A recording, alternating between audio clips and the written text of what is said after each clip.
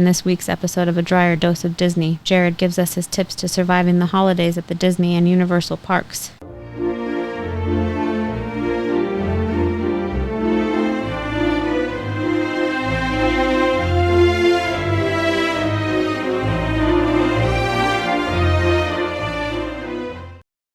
Welcome to this week's episode of A Drier Dose of Disney. I'm your host, Jared Dreyer, and today we have an episode that a lot of listeners have questions about, and that is the holidays at the parks. We are on a lot of different forums and a lot of different groups out there on Facebook, and probably the most common question I see come up is, tell us about the holidays at the parks. What are the crowd levels like? What should I expect? It's our first time in 10 years, 15 years, and we don't know what to do when we're out there for the holidays. So we thought, hey, we just got back from the Disney and Universal parks in Orlando for the holidays, and we've been to California before during the holidays. So we thought this is the perfect time for us to talk about the holidays, how they are different, and what to expect when you're out there. So this is going to be a great episode. But before we dive into our top 5 tricks for surviving the holidays, we do want to ask, wherever you're listening to us or on YouTube, if you're watching us on the video format, click that subscribe button. So go ahead and hit pause now and go click that. So that way, every single week, you're going to get our content delivered right into your inbox, and you're going to be up to date on all the latest Disney and Universal tips and tricks, as well as what is going on at the parks. Because as we move forward through our podcast, we will stop giving so many, hey, here's how we do rope drop tips and tricks, to here's what's coming. Here's what's going to be happening at the parks in the future. So a lot of great content on its way. So you definitely want to subscribe for that. Second, we ask if there are any tips or tricks that save you any time or money. Please support us over at Patreon. There's a link down in the description below. Whether you're listening to us on a podcast or you're watching us on YouTube, you can click that link. You can throw us a one-time donation of even a couple dollars. That goes a long way to keeping this podcast going. But we really appreciate those of you who become subscribers and support our show regularly going forward.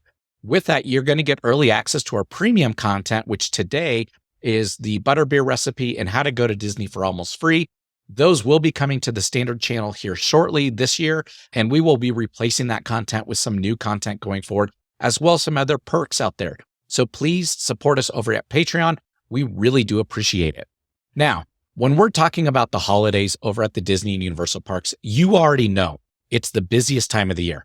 If you listen to our crowd level episode, you already know that because Disney caps reservations, your crowd levels are going to be relatively the same any time of year that you go, whether that's during Christmas, 4th of July, spring break, or you're going to go during an off time during the year. Your crowd levels are going to be relatively the same. That being said, that is not necessarily true at Universal, and the way the park runs and the dynamics are totally different at the holidays than they are at other times of the year. So that's why this episode is so important if you are going at the holidays, because you're going to want these 5 tips to survive your time there during the holidays. Now, obviously, the parks are decorated for one of the most festive time of the year. They've got the huge trees, lots of ornaments. They've got the garland everywhere. If you go to the Disney parks, they can make it snow during the winter, even though you may be in a warmer climate. And it is a lot of fun. It is very magical. They do a different fireworks show. They have a different display up on the castle.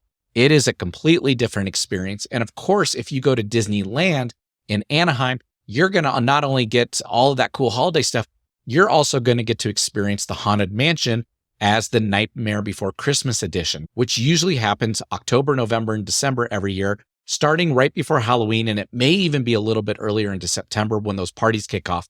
But they retheme the whole Haunted Mansion for Nightmare Before Christmas. And it is a fun change of pace. Though I do prefer the original Haunted Mansion, it is cool to see it in a different format. So that's one really exciting thing if you're going to go out to the Anaheim parks that you get to see. So all the parks are done a little bit differently. Of course, all your characters are dressed up for the holidays, including Mickey and Minnie. And it is just a really fun environment. So we definitely encourage you to go during the holidays.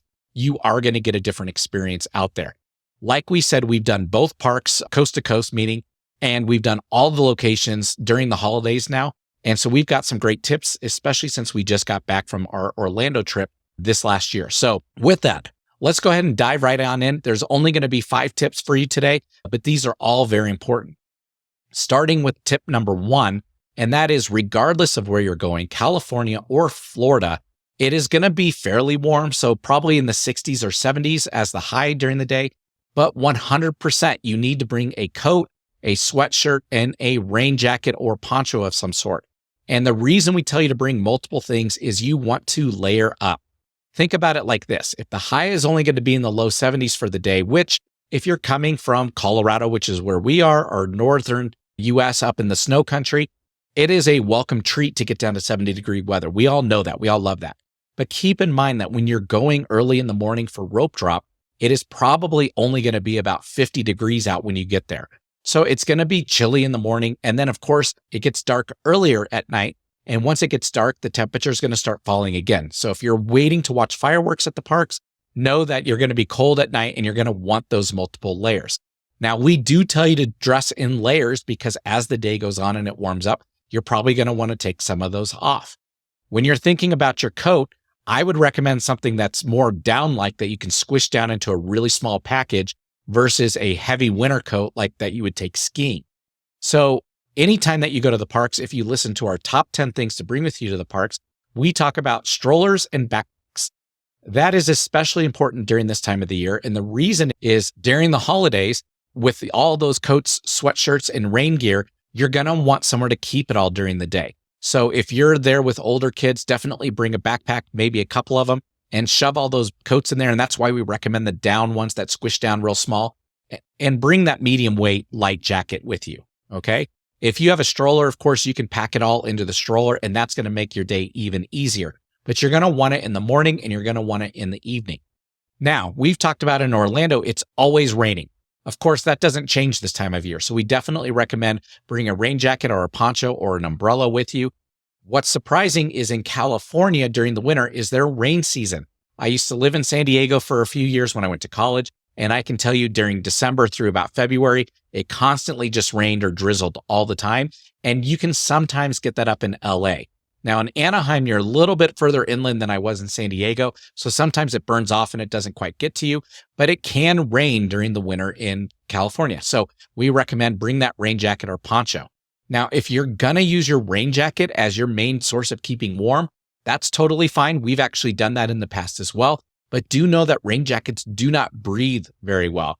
So if you're going to be out there running around the parks, or if it's humid like it is in Orlando, you may want something that's going to breathe a little bit better. Otherwise, you're going to start feeling clammy and stuck inside of that rain jacket. So that's why we recommend bring them all. And for the rain stuff, I'd recommend one of those disposable ponchos because they're real small and they can fit into almost any bag very easily. You can use them, and then as soon as it's done, you can throw them away and not have to worry about it. So that's our advice. Tip number 1, dress in layers, bring a coat, and bring some kind of rain protection. Tip number 2, if you just finished listening to our food series, thank you so much for listening to that. We had 11 episodes where we talked about the best restaurants and foods at each of the parks, and that was a lot of fun for us because that's our favorite thing about going to the parks. However, when you go at the holidays, a lot of that changes. So keep in mind that if there's a special food item or treat that you're looking for, it may not be available during the holidays because they substitute out a lot of the normal staple items for holiday treats. For example, on our Disney Springs episode, we talked about going to the swirl stand where you can get the Dole Whip and getting the Dole Whip nachos. When we were just out there, we went to go get some, and they had their holiday nachos in place of the Dole Whip nachos. We did get those. They were okay. They weren't as good as the normal Dole Whip ones. So we recommend when you're out there, do check the menus, do see what's out there. Do try the new unique treats that are there for the holidays. Most of them are pretty decent, but do know that you're not going to see the same things that you normally would see. So don't get your hopes up for that special treat that somebody may have told you about. It may not be available during the holidays. The biggest change that we saw regarding food was when we went to Epcot. It was right after Christmas, and they were changing from the holiday festival to the arts festival. And because of that, none of the booths were open. So the only places to get food were in the permanent fixed restaurants that are always there at Epcot. So our food selection was drastically cut down, probably about 75%, because we were just only able to go into the places that are always there, and all the booths were closed, which is where some of the best foods are. So that was a big change for us. So just know that when you're out there, the normal foods may not be there. Okay. And then with the holiday stuff, since it's only out there for a month or two, they like to experiment a lot and try new things. And then if it didn't sell well, the next year they won't bring it back. But if it did, then of course they will. So know that you're not going to get these tried and true staples that everybody loves You're going to see a lot of variety and a lot of unique things, and they're just trying to test it out to see what works. So know that when you're going in there for food. That brings us now to tip number 3 on our episode for surviving the holidays at the parks. And if you listened recently to our episode of shopping with Betty Says from her YouTube channel, Betty gave us a lot of really cool tips and tricks for shopping at the parks. Her I can do this all day tip of the day was anytime you see something at the parks that you want, especially if it's clothing and it's in your size, buy it. Do not wait. Do not look for it in another store. Do not think, oh, I'll see this probably at another store later on in my trip, because chances are you won't. Know that during the holidays, shopping is totally different. You're going to see a whole bunch of holiday items and they go fast. So if you see something that you like, by all means, follow Betty's advice and buy it. Make sure you've got it and take it home with you. And if for some reason you have other days at the park and you get back to your hotel and you realize, I don't love it or it doesn't fit right, you can always bring it back as long as the tags are still on it with your receipt, and you can return it at any park on the next day. So always take the advantage of that time and buy the item that you might like or you might love, and make sure you take it with you, because chances are you are not going to find it later and it's not going to be in your size if it's a clothing item. Case in point, and I've got a great example, is what I am wearing today. So for those of you that are on the YouTube channel, you can see this. If you're on our podcast, I apologize. I'm going to talk about what I'm wearing, but you can always check us out on YouTube as well and see that. But I've got this really cool new flannel that I found at Epcot. It is a Captain America flannel. It does have the A on it on the front. It is colored in red, white, and blue. And then on the back, across the whole flannel, it says, I can do this all day, which, as you know, is our podcast theme and the tip that we like to give every single time. So when I saw this and they had it in my size, I was like, I have to buy this. This is exactly in line with our podcast, and this is exactly in line with who I am. And it looks great on me. If you're watching it on the YouTube, you can see that. But I will tell you, we spent 4 days at the parks during the holidays, and we went to Disney Springs, and we did not see this flannel at any other shop anywhere at Disney. So had I waited and said, oh, I want to think about it, I would have never encountered it again. So I'm so glad that I took that opportunity and I took Betty's advice and I made sure that I bought it as soon as I saw it. Great find for me. I love it. And it's a really cool, thick flannel. So here in Colorado, it works great, especially during the cold months like it is right now. So shopping is going to be different. Like we said, a lot of the merchandise is going to go very quickly. So if you see something you like, buy it. Number 4 on our list is we want to talk about crowds and park capacity. Like we talked about in our crowd level episode, the capacity at Disney is capped. So those are going to be the same levels, whether you're there during Christmas, 4th of July, or any other time during the year. However, it is very different with the mix of who is going to the parks. We'll talk about Universal in a minute because Universal is very different. But at Disney, the biggest difference is the mix of the people that are coming to the park. And let me explain. During any time of year, whether that's spring, summer, fall, the normal mix of people that are coming to the parks is about 75% are your people that are there on vacation. This is their one time in 10 years that they're coming, and they're very excited about being there. They're going to be the rope drop to close every day because they want to get the most out of it. However, that other 25% of people that are there are people like us that are annual pass holders. Being an annual pass holder, let me tell you what our day looks like. Typically, we always start there at rope drop, and you can listen to those episodes and we'll give you advice on where to go and what to do. We will try to stay ahead of the crowd or move away from the crowd anytime that we can and knock out as many rides as we can. But because we're annual pass holders, we do not feel bad about leaving during the middle of the day, meaning that once we've ridden our 4 or 5 rides that we really wanted to do, we may go sit and have a leisurely meal at a restaurant and kick back for a little while and just relax. We may go walk through some shops just because we can go there anytime that we want. If there's a favorite ride of ours that we want to do and the line is really long, we'll skip it. And we know that we can come back and do it the next time that we're there. That is not true for the other 75%. So when you think about it, about 25% of the park is a little bit more relaxed. I want to say slightly strategic just because they go so often and they're avoiding the crowds. However, during the holidays, when you go to the Disney parks, because of all the pass restrictions and the way they count reservations, you're actually at 90 to 95% of people are your vacationers, and the other 5 to 10% are your annual pass holders, meaning you're going to have more people in the park than normal because the pass holders aren't coming and going, and they're going to stay there from morning till evening, and they're going to be there the entire time. What we saw specifically at the Disney parks that really stood out to us were the people were walking a lot slower than normal. Okay. So normally we move pretty quick through the parks just because we're younger and we like to just keep going. And we see it almost like part of a workout for the day, that we're going to go from this ride to that ride as quick as we can. And we just weave our way through the crowd. During the holidays, that's much more difficult to do because you have larger crowds. You have people that are walking very slow and it's tough to get around them. And it just felt like the park was clogged down. So that was one big difference. Number two, we saw more strollers than we've ever seen before, and they are everywhere, as well as the handicap accessible vehicles. So those are just weaving their way around as well. And that made it very difficult to maneuver through the park. When you have that many people in the park that are just hanging out for the day and they're going to be there open to close with all their strollers and all their devices, it slows things down. So do know that we felt a substantial difference being there in the holidays because of the mix of who was in the parks. Now, I've heard people, and in fact, we did hear this multiple times when we were out there. We have an annual pass, and so it was blacked out for part of that time.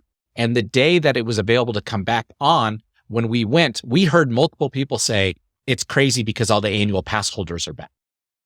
In fact, though, yeah, we may have more annual pass holders there, chances are is that's not clogging up the park any, because we will come and go. We're popping in and out, and we go so often, we don't have to wait in all the queues and all the lines. We're okay skipping stuff like that. So know that when you start feeling it slow down, it's because they changed the mix and you have a lot more vacationers, a lot more people who don't go all the time with their huge groups that are there that will slow it down. So that was one big difference. Let's go over though to Universal. The big difference at Universal is though they will cap attendance at a certain point, they hardly ever reach it. So during the holidays, because there are more people in Central Florida or in California, more people are going to the parks when they can. And because Disney caps reservations, more people are going to the Universal parks. And that was felt substantially. We saw way more people at the Universal parks than we normally do. The queues were significantly longer, to the point like Hagrid's motorbike. The average wait time was over 3 hours compared to 60 to 90 minutes that you would normally see. And that's just because there were so many more people in the parks and it was very crowded. So Universal is going to follow that traditional holidays, high crowds. It feels like more people. That is true at Universal. Disney, there's not more people. It's the same number of people. It's just the mix is a little bit different. So our advice to you on this topic is, A, come with a plan. You want to definitely listen to our rope drop episodes and think about, what am I going to do with my day? What are the top rides that I need to make sure that I'm going to ride today? And make sure you go after those first thing in the morning and get those ones done. So come with a plan, go there for rope drop. But number two, be flexible. If you get into the park and all of a sudden the line is 2 to 3 hours long at this one ride, check out all the other ones. And if they're all 20 to 30 minutes, you're better off knocking out 3 or 4 of those in that same amount of time than waiting for the one. Because later in the day, all of those 20 to 30 minute rides are all going to be 2 hours long. So go ahead, knock them out first thing in the morning, be flexible. And then at the end of your day, if that one ride's the one you got to do, then plan it for the end of your day and then wait together and make sure that you guys get a time to do that. You definitely want to knock out those quick rides early in the morning, then waiting in a long 2 to 3 hour line while the rest of the people fill into the park and reach its capacity in the morning. So we definitely recommend get there early and knock out those quick ones. Our final tip is actually a counterintuitive tip. If you've listened to our other episodes, we talked about on our other episodes, it's usually not worth buying the Lightning Lane Genie Plus service or buying the Express Pass at Universal. However, if you are going to go during the holidays, I will say this is the one time of year, and this is our I can do this all day tip of the day tip. Buy the Genie Plus or buy the Express Pass at Universal. The reason is Disney changes the economics of this during the holiday season. And that is very important to understand. And let me give you an example. So let's say you're going to Magic Kingdom and you want to ride Peter Pan's flight. During a normal time of the year, they may only give out 250 Lightning Lane passes every hour. And they break it up by every 10 minutes. So every 10 minutes, they may only have 20 or so passes that are coming active in the Lightning Lane. That means that during 1 hour, you have 250 Lightning Lane visitors go through that queue. And then the rest of the ride capacity is given to the standard queue. However, during the holidays, Disney does 2 things. First, they increased the price of their Genie Plus service up to $30 a person. And number two, they increased the capacity of the Lightning Lane. They want to make sure that it's worth it for those people that are paying $30. So instead of $250 per hour, they bumped that up to $750 per hour or $1,000 per hour. Now, what that does is it does two things. First, if you pay for Genie Plus, it means you're going to be able to get quicker Lightning lanes. So they're going to happen quicker, meaning you're not going to wait till 2:00 to use your next one. It may be in the next 30 minutes because there's so many available for you. So you're going to get more throughout the day. You're going to be able to go hit this ride and then get one 10 more minutes later at a different ride and get one 10 minutes later at a different ride. So you're going to use it probably 10 times during the day by using that service because they increased the capacity for you because you paid more. They want to get more people through it. The second point though, and this is the downside, is for the people that don't pay for it, which is us because we have an annual pass, so we don't typically pay for it. It makes the queue length longer, meaning that when we go get in line, we could get in line in the same place we normally get into the line with the same number of people in front of us, but it could take us 2 to 3 times longer to get to the front because so many people are going through the Lightning Lane side. Now, if you've ridden the rides through the normal queue and you get up to the front and you see 100 Lightning Lane people go by and they only let through a handful of regular queue, you know how frustrating that could be because it feels like they're not being fair.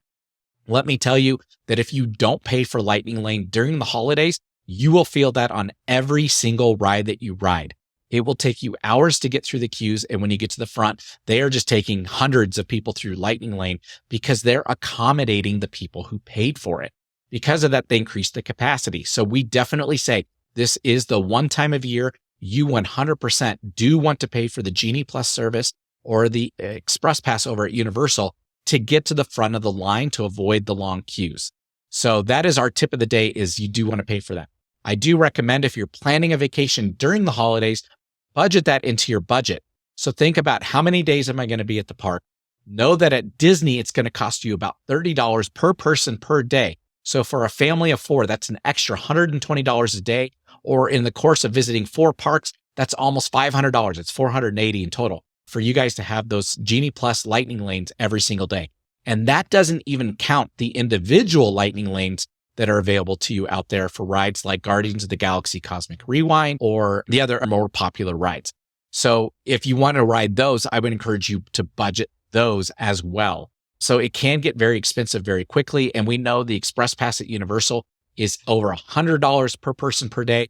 But you can cover both parks and probably knock it out in one day. So it'll save you a little bit if you don't have to go back there dozens of times. But those are options as well. So know that it is going to be more expensive. But by all means, this is the one time of year you do want to buy it because of the way they change the economics of it.